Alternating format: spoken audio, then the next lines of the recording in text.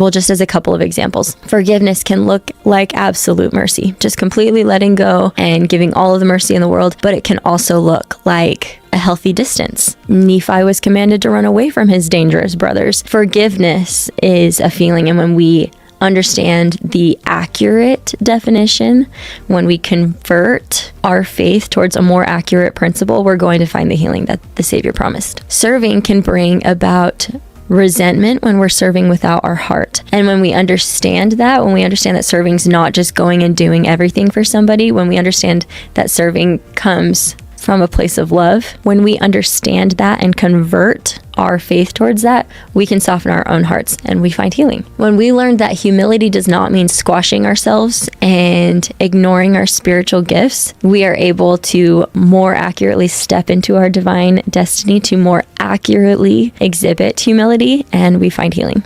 There are different aspects of our faith that are going to have to evolve. In fact, when you are inaccurately following the gospel, sometimes it can actually make the gospel that much more difficult. It can make it so much harder than it needs to be. When you are in the gospel and you feel like loving and forgiving means letting yourself get walked all over and just giving in to everything and being 100% peacemaker and never speaking up, that makes the gospel difficult. When Satan twists gospel principles into something that they're not, it can make the gospel very difficult to follow. But as we convert, as we change our faith, as we more accurately follow the gospel, we find healing. It is a natural consequence. That first definition of convert, was to change in form, character, or function. I don't really want to elaborate on this definition as much because it's just another way of saying what we've already talked about, and that's changing. And changing not just our function or our outward choices,